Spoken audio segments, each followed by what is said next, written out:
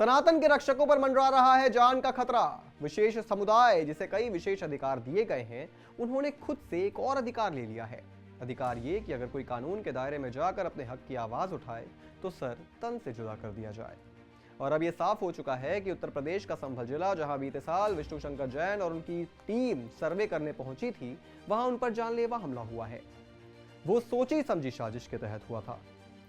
ये इस वक्त का सबसे बड़ा खुलासा है जो हम इस मामले में आपको दे रहे हैं। देंगे आपको इस पूरे मामले की डिटेल रिपोर्ट, पर उससे पहले आयोन भारत को सब्सक्राइब कर लीजिए। नमस्कार, मैं हूं आपके साथ स्नेहित श्रेयस। आयोन भारत देख रहे हैं आप।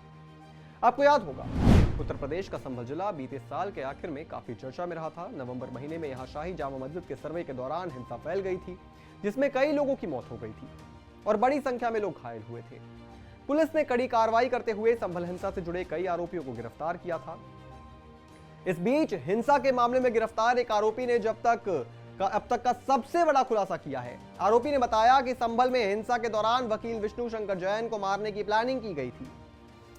संभल बवाल के मास्टरमाइंड ऑटो लिफ्टर शारिक साटा का खास गुर्गा है। गुलाम को आज तक गिरफ्तार किया गया तो पूछताछ के दौरान आरोपी गुलाम ने पुलिस को बताया कि शारिक साटा ने उसे सुप्रीम कोर्ट के वकील विष्णु शंकर जैन की सुपारी दी थी। उसने बताया कि 24 नवंबर को संभल में हुई हिंसा में उसने जैन को मारना था, यानी विष्णु शंकर जैन की हत्या करनी थी। आरोपी के खिलाफ थानों में 20 से अधिक संगीन मामले दर्ज हैं। पुलिस के इन्वेस्टिगेशन में सामने आया है कि शारिक साटा दुबई में बैठकर हथियारों की तस्करी करता था, लेकिन सरकार के कड़े कदमों के कारण बीते कुछ वक्त से हथियार का बाजार लगभग ठप पड़ गया था। ऐसे में अपने धंधे को बूस्ट करने के लिए संभल की जामा मस्जिद का सर्वे, इसके दौरान वकील विष्णु शंकर जैन की हत्या में उसे एक बड़ा अवसर दिखाई दिया। उसने गुलाम को इसका निर्देश दिया। इसके बाद गुलाम ने संभल में वकील को मारने की कोशिश की, लेकिन वो सफल नहीं हो सका। योजना थी कि विष्णु शंकर जैन की हत्या हो जाती तो देश भर में दंगे शुरू हो जाते। इससे साटा गैंग के हथियार की बिक्री बढ़ जाती। अपनी इस योजना को अंजाम देने के लिए आरोपियों ने संसद संभल नाम से एक व्हाट्सएप ग्रुप बनाया था। इसमें बड़ी संख्या में मुस्लिम कट्टरपंथियों को जोड़ा गया था। सभी को 22 तारीख को इकट्ठा होने को कहा गया था। 23 की रात को भी इसी तरह की बात हुई थी और 24 तारीख को कट्टरपंथियों ने हिंसा की थी।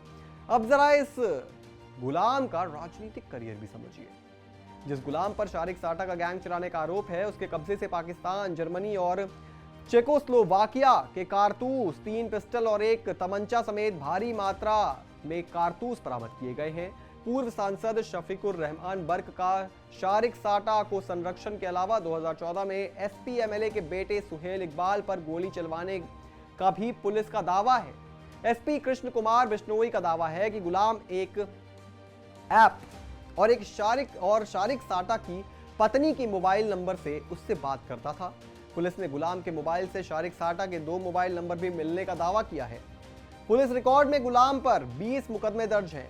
न जाने ये संयोग है या प्रयोग है, क्योंकि तमाम माफिया, दंगाई और जितने भी अराजक लोग होते हैं, उनका सपा से कहीं ना कोई लेना देना होता है। और इससे भी अहम बात कि जहां सनातन को नुकसान पहुंचाने की बात है, वहां अखिलेश यादव का नाम तो आ ही जाता है, क्योंकि अपने वोट बैंक को साधने के लिए अखिलेश किस हद तक जाते हैं ये हमने कई बार उनके कार्यकाल में भी देखा है। जहां महाकुंभ का आयोजन प्रभारी उन्होंने मुस्लिम नेता आजम खान को बना दिया था, मगर इस बार सभी सीमाएं लांघ दी गई, क्योंकि एक व्यक्ति जो कानून के दायरे में हिंदुओं का पक्ष रख रहा है, जो कोर्ट के रास्ते सनातन की बात कर रहा है, उसकी जान पर खतरा है। मगर याद रखें, सनातन के दुश्मन इस वक्त सनातन के पहरेदार सीएम योगी हैं और वो इन दुश्मनों को ठिकाने लगाने में माहिर हैं। इस पूरी खबर पर आप क्या सोचते हैं दोस्तों, हमें कमेंट करके जरूर बताएं और भी तमाम बड़ी खबरों से जुड़े रहने के लिए आप देखते रहें आयोन भारत।